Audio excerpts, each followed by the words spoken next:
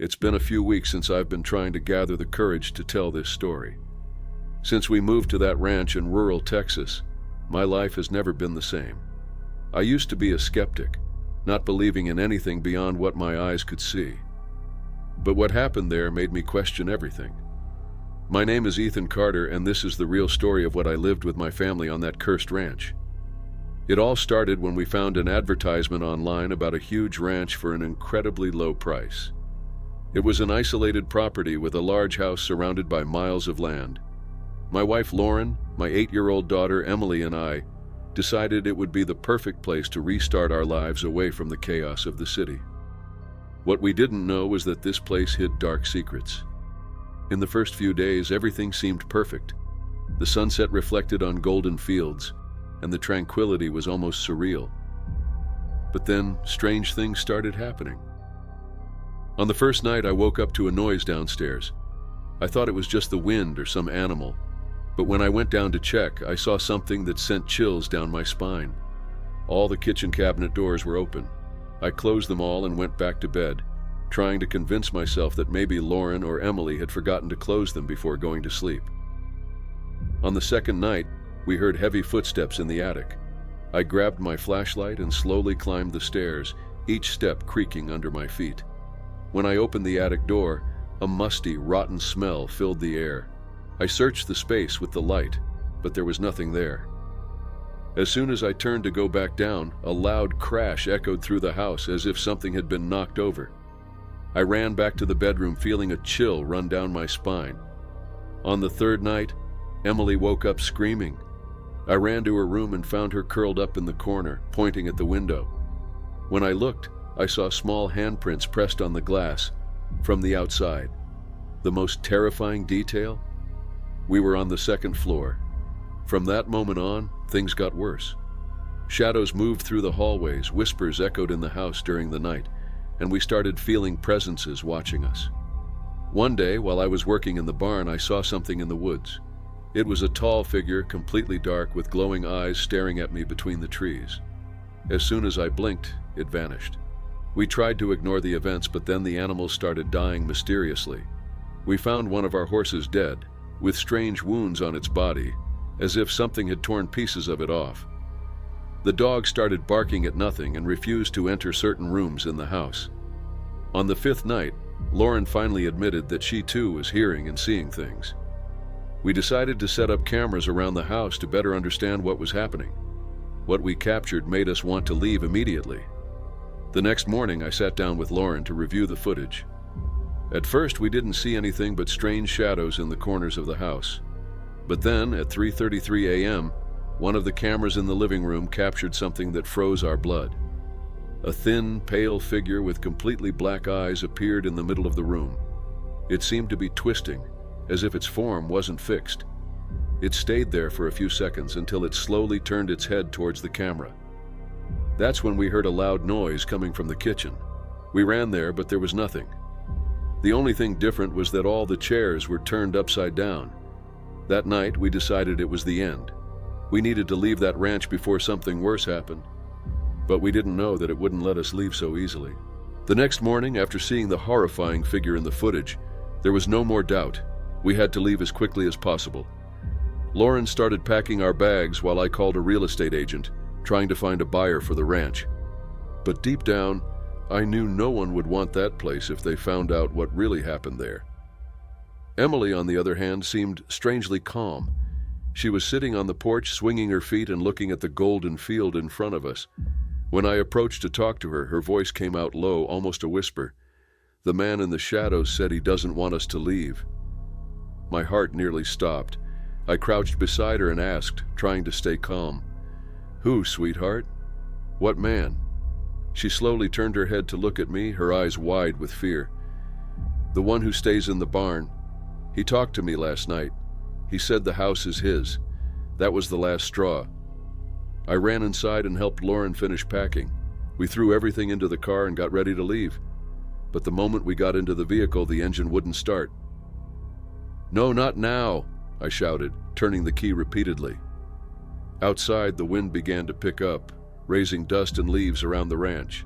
The trees bent as if something invisible was pushing them. Lauren held Emily in her arms, trying to calm her while I struggled to get the car to work. And then we heard it. A terrible scream coming from the barn.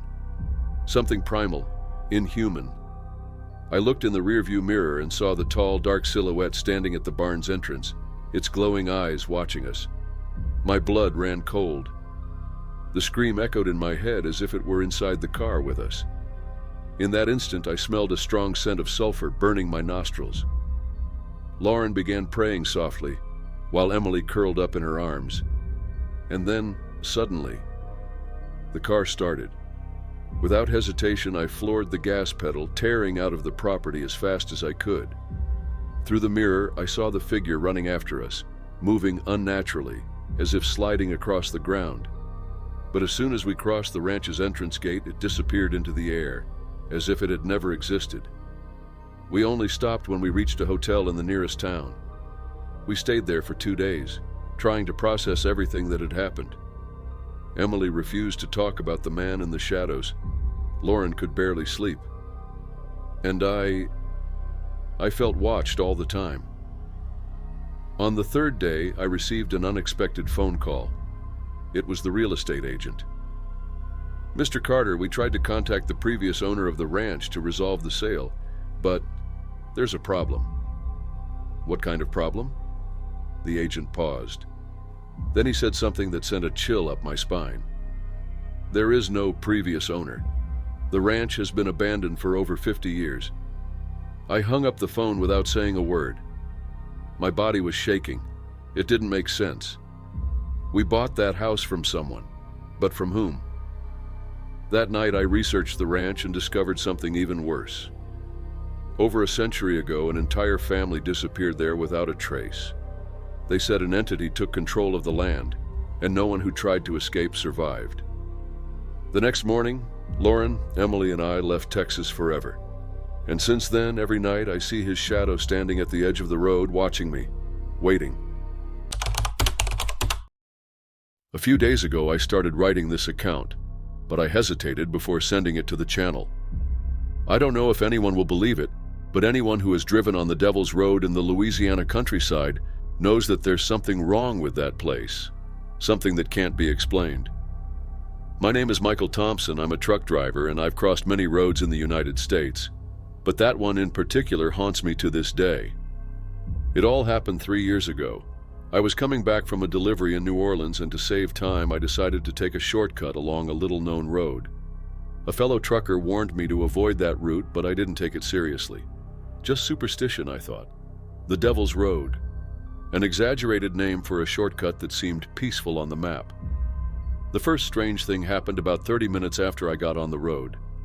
The GPS started failing and the screen flickered as if it was being interfered with. I looked around and saw only swamp and twisted trees, their branches looking like skeletal arms trying to reach the sky. The air inside the truck grew heavy, humid.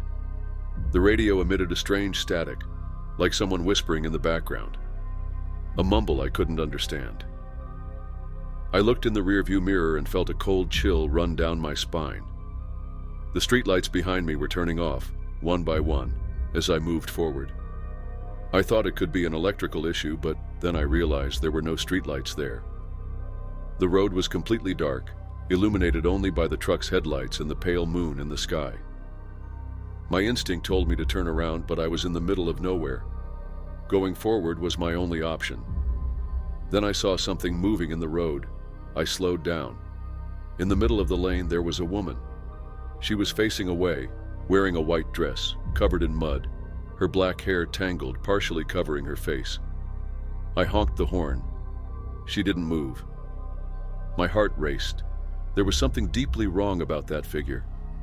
The way she stood there, her shoulders raised, as if she was listening to something, or waiting for me. Revving the engine, I tried to convince myself she was just someone lost. But when I flashed the headlights, she slowly turned her face toward me, and I saw it. Her eyes weren't there, just deep black holes, empty inside. My mind went into panic. I slammed on the gas, swerving the truck to avoid her. The moment I passed her, I heard a horrible scream, something between a cry and a roar. I looked in the rearview mirror. She was no longer there. But now there was something inside my truck. The passenger seat was sunk, as if someone was sitting there. The smell of wet earth and rotting flesh filled the cabin. I was shaking, my fingers gripping the wheel until my knuckles turned white. The static on the radio grew louder, and in the middle of the noise a voice emerged. Low, crawling. "You shouldn't be here." My body froze. The voice wasn't coming from the radio. It was coming from the seat beside me. At that moment, I didn't think. I just floored the gas, driving as fast as I could. The trees around me started to look like dark blurs, as if time itself was distorting. I don't know how long I drove. Minutes? Hours? Everything seemed out of reality. Until suddenly, the road simply ended. There was no more asphalt, just a muddy swamp in front of me. I looked around, confused. I had been going straight the whole time. How could the road just disappear? That's when I looked in the rearview mirror once more. And there, standing in the middle of the road, the woman was still there. But now, she was smiling. Absolute terror took over me. I screamed, blinked my eyes for a second, and when I looked again, she was no longer there. The road behind me now looked normal, as if nothing had happened. The radio returned to normal. The horrible smell was gone. My mind wanted to believe it was a delirium, a waking nightmare. But then, when I looked at the passenger seat, I saw something that took my breath away. A white dress, dirty with mud, was folded there. The white dress, dirty with mud, was still in the passenger seat. I didn't have the courage to touch it. My hands were trembling on the wheel, my heart pounded against my chest, and a cold sweat trickled down my neck. This wasn't possible. I hadn't grabbed that dress. I didn't want to believe it was there. I took a deep breath, trying to calm myself. I turned on the hazard lights, closed my eyes for a second, and rubbed my face. Maybe I was delirious. But when I opened my eyes again, the dress was no longer there. A chill ran down my spine. It didn't make sense. I hadn't touched it. My mind screamed for me to get out of there as fast as possible. I turned on the engine and spun the wheel, trying to maneuver the truck around. But as soon as my headlights lit up the road, she was standing right in front of me, the same woman in that white dress, dirty with mud. But now, she wasn't alone. Behind her, shadows moved in the darkness of the swamp. Tall, thin figures, faceless, only shapes that seemed to twist in the mist. I was surrounded. I slammed the truck in reverse and floored the gas pedal. The truck shuddered, the tires skidding in the mud, and I felt like something was holding the vehicle back. The radio crackled again. This time the voice was louder, clearer. "You already belong to this road." The passenger window shattered. I turned my head and saw a pale, bony hand reaching through the broken window. Cold fingers touched my arm and a shock ran through my entire body. I floored the gas pedal with all my might. The truck jolted and finally broke free from whatever was holding it. The road became a blur. The streetlights, which had been off before, were now flickering violently. The radio hissed so loud it seemed like it was about to explode. I looked in the rearview mirror and saw the shadowy figures dissolving into the darkness as if they had never been there. But the woman in white, she was still there. She just waved at me, a slow, distorted smile on her face. After that, I don't remember anything else. I only realized where I was when I woke up beside my truck, parked on the shoulder of a different road. The sun was already rising. The radio was off. The passenger window was intact. The strangest thing? My GPS showed that I was 30 miles away from where I was supposed to be. But the most terrifying thing was what I found in the passenger seat. A piece of white fabric, covered in mud. I never went near that road again. To this day, I can't explain what happened that night. Some people say that the Devil's Road takes those who get lost on it. That the woman in white is a damned soul, seeking victims to drag into the darkness. I was lucky, but something tells me not everyone shares the same fate.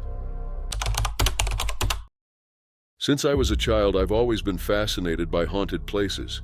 The unknown called to me, challenged me. But after that night at the St. Augustine Lighthouse, I never wanted to test my limits again. My name is Ethan. I've always been skeptical of ghost stories. Until that night, I thought they were just inventions to scare tourists. But what I experienced inside was real. My friend Josh and I had planned this visit months in advance. The St. Augustine Lighthouse is famous for its tragic history and constant hauntings. They say the lights flash on their own, that you can hear children laughing in the middle of the night, and that a shadowy figure appears at the top of the tower. When we arrived, the sea breeze was cold, and the smell of salt water mixed with the humidity of the old wood created the perfect atmosphere for a horror movie.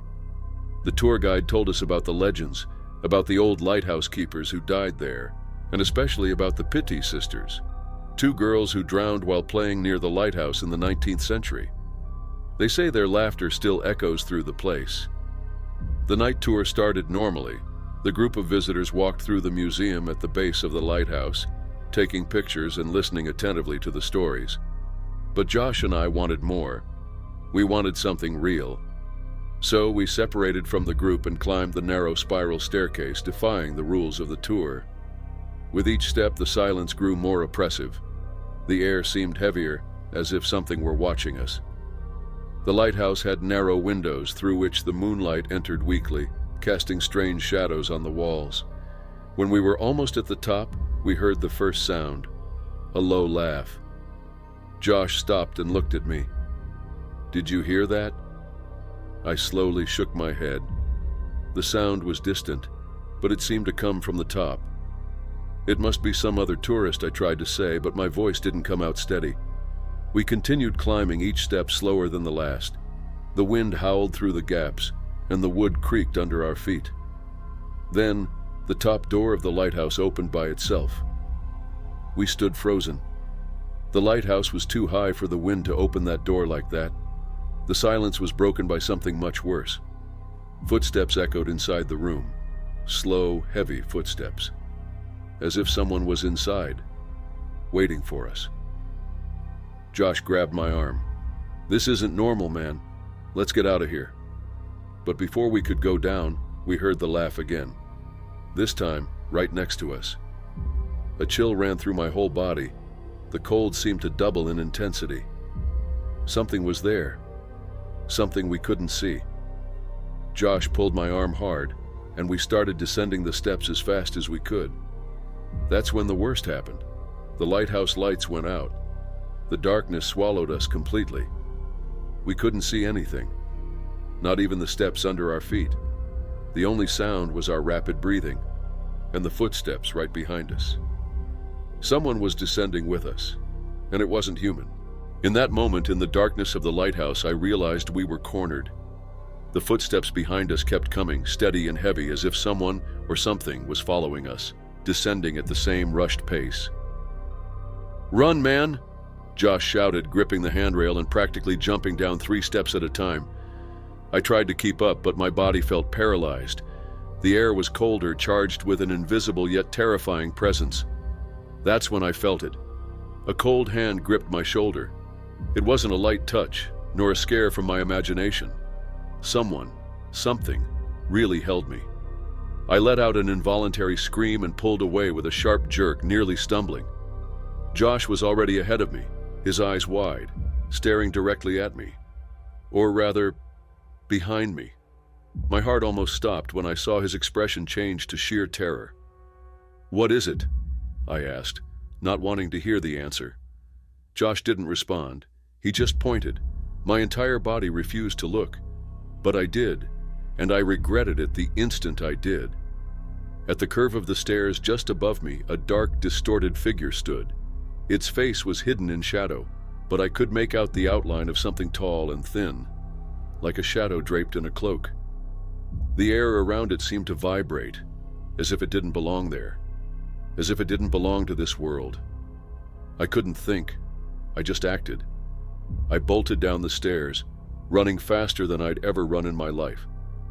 The thing moved too. The footsteps grew louder now, almost like thunder reverberating through the lighthouse's walls. But I didn't look back. I couldn't. I managed to catch up with Josh halfway down, and together we rushed down the rest of the stairs, nearly tripping in our haste to escape. When we finally reached the base of the lighthouse, the front door was closed. Josh twisted the doorknob with all his might, desperate. "It won't open! It won't open!" His voice was filled with panic. I pounded on the door, kicked it, pushed with all my strength, but it seemed locked from the inside. Behind us, the footsteps stopped. The silence that followed was even worse than the sounds we'd heard before. It was as if the lighthouse itself was holding its breath. That's when we heard it. A laugh. Low, distorted, as if it came from a place far away, or from a place where no sound should exist. The lighthouse light flickered, and for a brief moment a huge shadow was cast on the wall behind us. Something was there, standing, watching. And then, the door opened by itself. Josh fell outside, almost on his knees, and I was right behind him. We ran far until we reached the parking lot. There, we finally stopped, trying to catch our breath. The lighthouse was still there, imposing, with its light now working normally, as if nothing had happened. But we knew the truth. Josh never spoke of it again, and I never went near the St. Augustine Lighthouse again. A few weeks later, I researched more about the place. I found that others had reported the same shadowy presence on the staircase. Some say it's the spirit of one of the old lighthouse keepers, while others believe it's something much older, something that feeds on the fear of those who dare to climb to the top alone. I don't know what I saw that night, but I know it wasn't human. A few days ago, I've been trying to write this account, but every time I start, I feel a strange chill down my spine, as if something is watching me. Maybe it's just my mind playing tricks after what happened, but I don't know. I just know I need to tell this. My name is Ethan Parker, and what happened to me a few months ago still haunts me. It all started when my girlfriend Lauren insisted that we take a trip to Savannah, Georgia. She's passionate about historic cities, and Savannah, with its cobblestone streets and old mansions, seemed perfect for a different kind of weekend. We stayed in a charming inn, but on the second day of the trip, we decided to explore the city's historic houses. That's when we found the Holloway Mansion, an old weathered house that didn't appear in any of the tourist guides we had. There was a moss-covered sign at the entrance, but it was still legible. Private property, no entry. That only piqued our curiosity. Lauren looked at me with that mischievous smile I knew so well. What if we took a look inside? I should have said no. The house seemed abandoned for decades. The windows were broken and the wood paint was peeling like dead skin. But there was something wrong there. The air around it was heavy, as if charged with electricity. When we pushed open the front door, it creaked painfully. The smell of mildew and rotting wood invaded our nostrils, but it wasn't that which made me want to leave right away. It was the whispers, low, almost inaudible, coming from upstairs. Lauren furrowed her brow. "Did you hear that?" I wanted to say no, that it was just the wind passing through the old floorboards. But yes, I heard it, and it wasn't the wind. Each room in the house seemed darker than the last. The walls were full of dark stains that could have been from leaks, or something worse. The air was thick with a metallic smell that I could only describe as rust and blood. We reached the living room. In the center, a dusty sofa, still intact, surrounded by furniture covered with white sheets. But what caught my attention was an old mirror with a golden frame on the opposite wall. My reflection seemed distorted. Lauren approached the mirror and ran her fingers along the frame. "I think we can take this mirror. It must be worth a lot." "Don't touch that." My voice came out harsher than I intended. She looked at me surprised. I was surprised myself. And then, the first crash echoed from upstairs. It sounded like someone running. Not one, but several pairs of feet, as if an invisible crowd were moving frantically down the hall above us. My blood froze in my veins. Lauren's eyes widened and she gripped my arm tightly. "There's someone here!" The noise stopped as suddenly as it started. The silence that followed was even worse. That's when we heard the voices, weak, indecipherable whispers echoing from upstairs as if something knew we were there. "Let's get out of here." I pulled Lauren, who seemed frozen in place. But before we could run to the exit, the front door slammed shut. We were trapped. And then, a new sound came from the stairs. Footsteps, slow, descending. Someone, or something, was coming toward us. The footsteps continued descending, slow and dragged, as if something wanted to prolong our agony. Lauren squeezed my hand so tightly that her nails dug into my skin. Neither of us could move. The fear kept us frozen. The last step creaked. And then silence. I wanted to look. I wanted to know what was there, standing in front of us, but at the same time, I knew I shouldn't. My instinct screamed at me not to raise my head, but Lauren didn't have the same resistance. She looked, and the scream that escaped her throat was horrendous. I didn't wait to see what it was. I grabbed Lauren's arm and we ran. We tried to open the front door, but the doorknob wouldn't turn. Locked.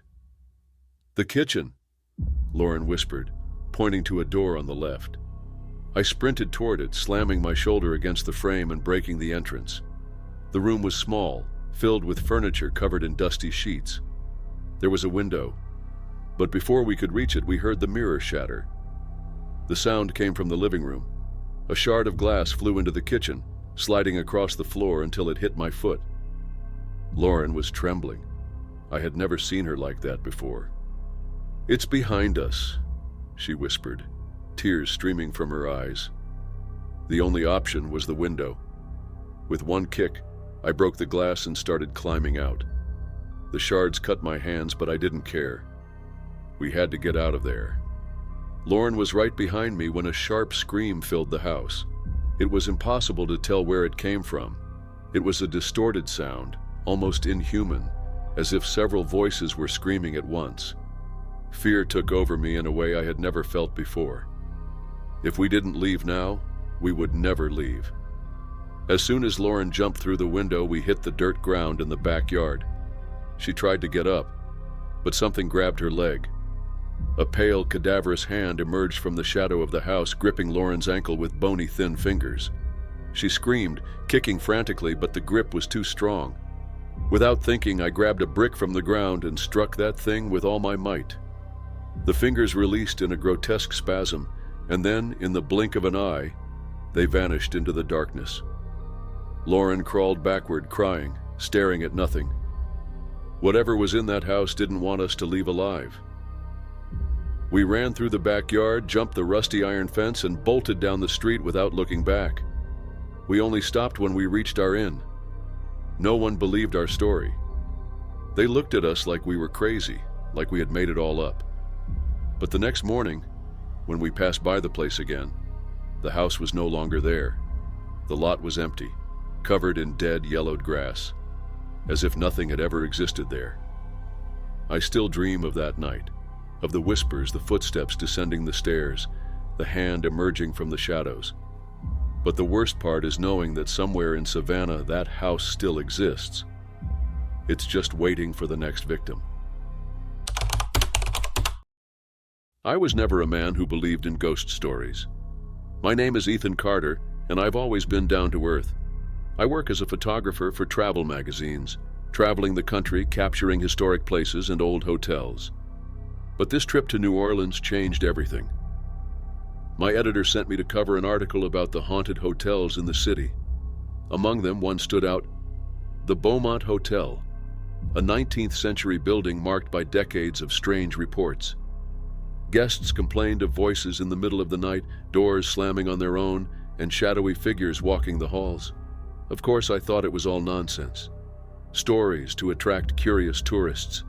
I booked a room on the 3rd floor, the same floor where, supposedly, the most disturbing phenomena took place. I specifically requested room 306, known to be the most haunted. If I was there to photograph a haunted hotel, I wanted to experience the full thing. From the moment I entered, the place exuded a heavy energy. The high ceiling, the old furniture, the worn carpet, everything seemed frozen in time. The receptionist, an elderly woman with tired eyes, handed me the brass key with a strange look. "Avoid leaving your room after midnight." She said that with such casualness, as if she were warning me about breakfast. I didn't think much of it. I grabbed my bag and took the creaking elevator, feeling a slight chill when the doors opened to the 3rd floor.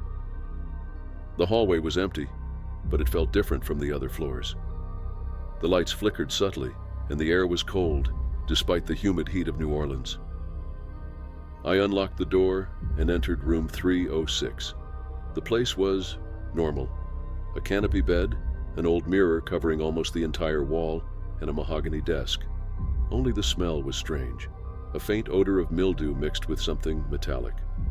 I ignored it and started taking photos.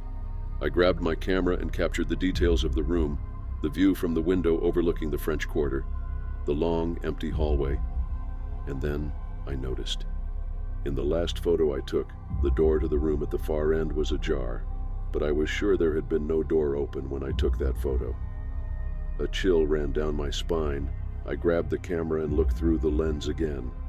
Now the door was closed. I sighed and laughed to myself. The exhaustion must have been playing tricks on me, until I heard it. A whisper, faint, coming from the hallway. I dropped the camera and walked to the door, opening it just a crack. The hallway was still empty, but the sound was still there, a low voice, like a drawn-out murmur, as if someone was speaking right beside my ear. My mind tried to rationalize, maybe a guest in the room next door, or some staff member. But then the door to room 305 opened by itself. From inside came a horrible smell, rotten, sour, like spoiled meat. I instinctively stepped back. The light from the room flickered, revealing only the darkness inside. And then a shadow stepped out of the room. It wasn't a person. It wasn't human. It was a tall, thin silhouette, faceless, with just a black hole where the eyes should be. I froze. My body didn't obey. The thing took a step toward me. I felt the air around me change. The sound of the hotel disappeared. The hallway became eerily quiet. I knew that if I didn't move now, I wouldn't leave that place alive. With a burst of energy, I ran back into my room and slammed the door shut. The silence persisted for a few seconds. Then, the knocking started. 3 sharp knocks on my door. I jumped onto the bed, grabbing my phone to call the front desk. But there was no signal. The knocking continued, louder, and then it stopped. The room seemed to sink into an absolute silence, and in the mirror, I saw the reflection of someone behind me. My heart nearly stopped. In the reflection of the mirror right behind me, there was someone, or rather, something.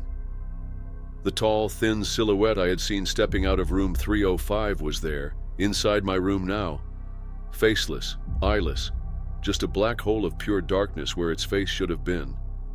I couldn't move. It was as if the air had become too heavy to breathe. My hands were sweaty, my mind in a panic. Suddenly, the light began to flicker violently, and in the reflection of the mirror, the thing took a step toward me. That was enough to make me react. With a burst of energy, I threw myself away from the mirror and ran to the door. My fingers trembled as I tried to unlock it, but the lock seemed stuck. Behind me, the sound of the mirror cracking filled the room. I stopped. I knew that if I looked back, I might not leave there alive. I took a deep breath and tried again to turn the doorknob. This time it moved. The door opened with a snap and I ran down the hallway without looking back. The third-floor hallway was different. The lights were flickering, casting strange shadows on the walls. The carpet seemed damp, as if someone had spilled water all over it. And the smell, the same smell of rotten meat that had come from room 305. Then I heard footsteps behind me, slow, heavy, getting closer. I didn't stop to see what it was. I ran down the hall, threw myself into the elevator, and hit the button for the ground floor in desperation. The doors closed just as something approached. For a moment, I thought I was safe, until the lights in the elevator went out, and a whisper filled the space. "You shouldn't have come here." The elevator shook as if it were falling, and then the doors opened suddenly. I ran out without thinking, expecting to see the hotel reception. But no. The elevator had brought me back to the third floor. The same dark hallway, the same flickering lights. But now, something was different.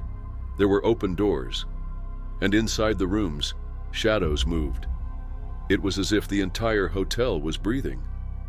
Then a voice whispered right next to my ear, "You can't leave." I ran. this time without hesitation. I rushed to the emergency stairs and descended 2 steps at a time, feeling the air grow denser as I went down. The smell of decay was unbearable, but I kept going. When I reached the ground floor, I ran to the reception. The old receptionist was still there, but she didn't look surprised. She just slowly shook her head. "I told you not to leave after midnight." My eyes widened. "What the hell is on that floor?" I shouted. She just sighed and looked at the clock behind the counter. 3:33 a.m. "The floor has chosen you." "What are you talking about?" She just handed me a yellowed piece of paper. It was a photo. The 3rd floor hallway, the lights flickering, the doors open, and right in the middle, a man standing, wearing the same clothes I was. I felt nauseous. I left the hotel without grabbing my things. I just ran. When I reached the parking lot and looked back, I saw the reflection of my room in the window of the 3rd floor. And inside, someone was watching me. Someone identical to me.